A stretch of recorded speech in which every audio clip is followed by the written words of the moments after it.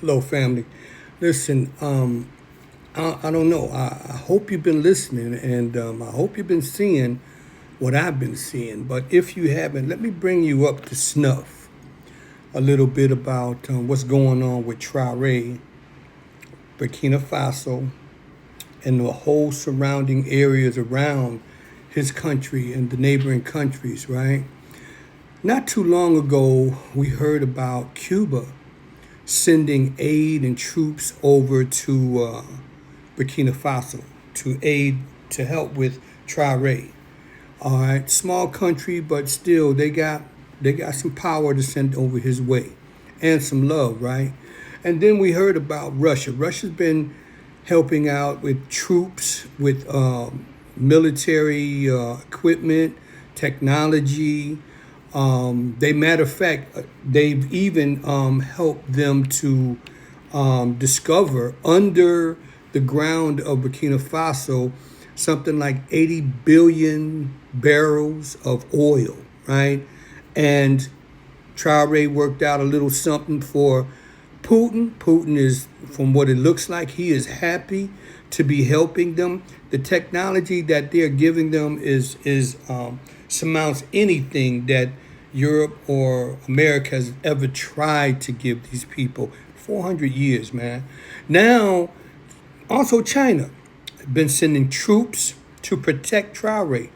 What we are seeing is countries that have either tired of the imperialistic bullshit, or the bullying.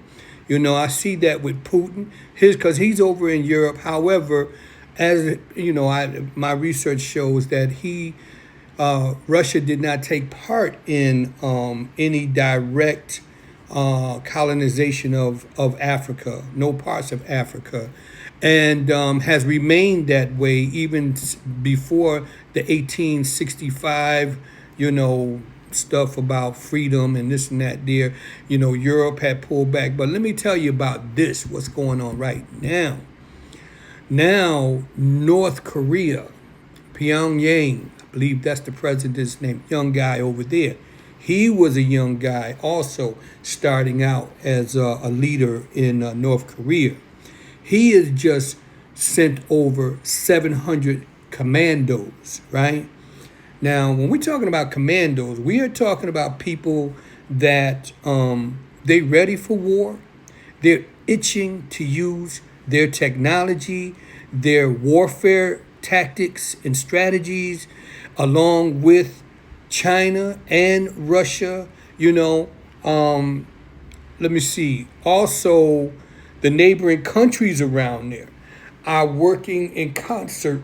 They're working in concert to protect Traore. Let me go ahead and say this here right up at top. We are witnessing God. You understand? Where these pale-faced devils have tried and still trying to put a black face in front of their bullying and invading and interference over in Burkina Faso to take strong arm or intimidate the Traore and his people out of their gold and all their other minerals, right? What has happened though is the opposite. They didn't plan on this. I can call it a spiritual connection that is happening with people that are either gone through the same thing that Traore is going through, or have gone through it, and now they are connecting. Remember early on when I was talking about the concept of the enemy of my enemy is my friend. Well, now it is playing out on a scale that Europe and United States have to stand back and really look at this here. Because now what these two cousins or sisters, pale-faced devil sisters, what they are doing is they have awakened a kindred spirit of people wanting their freedom, demanding their freedom, as well as their right to build, thrive, and become a respectable presence on the global stage. So now we see people around the world. They are witnessing, this cohesion, this attraction towards Traore, and really all due to him being bold enough and brave enough to say no more.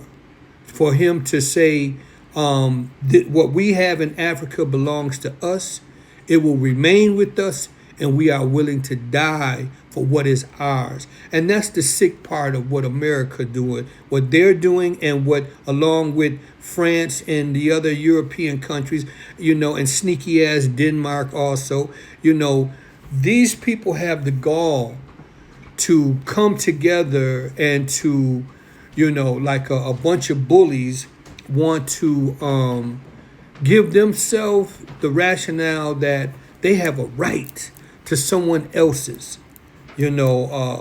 property. This is a gift from God. Everything that Africa has was a gift from God, to his first children. And they feel as though, and I believe that a lot of them know this here, family. They know that the people of Africa, as well as those of us who our ancestors brought over here on slave ship, they know who we are. But to deny it, you understand, gives them the I guess the energy or the rationalization that if we don't know, which they've kept that, they lied to us about who they are and who we are for ever since we've been interacting with each other. But the truth is coming out, whether they like it or not. Okay, it's like it is crystal clear that the hatred, towards these pale-faced devils are now, it's bubbled to the top. And now it is like they have the European Union and the G20 and all that there. What they have done now, they have formed a whole nother group of countries, powerful countries. And every day, there's more countries coming on board with Traore, Burkina Faso. It's called the BRICS. Do your own research. It's called the BRICS, and they are now ready. They're forming and aligning themselves for a showdown. The greedy bastards of the U.S. and of the European Union have, through their own greed, salivating for someone else's, jewels and the gifts of God over there. They have now caused unity instead of disunity.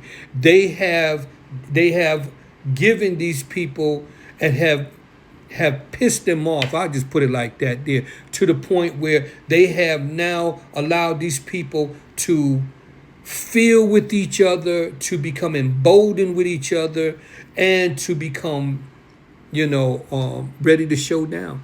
This here can cause World War III. You know what I'm saying? And I always say, look, poor people like us, hey, we done been through it all. When I say poor, I ain't talking about, poor people in spirit. I'm talking about, we may not have the riches of the world, but we are rich in spirit, and we see those who are like ourselves, who have gone through the mistreatment and the bullying from these pale-faced devils. And again, I'm going to say it before this is over with, all white people are not bad people. But they don't speak up, they don't put in more action. They do a lot of talking, but they need to do more action to show their solidarity with us in this struggle. But we are witnessing God at work. And the thing about it, we are witnessing the end of white supremacy. It is dying in its last breaths. And we are at a time in history where we are seeing it in real history time. We are also, witnessing what our ancestors have wanted this for hundreds of years. Until the next time, much love.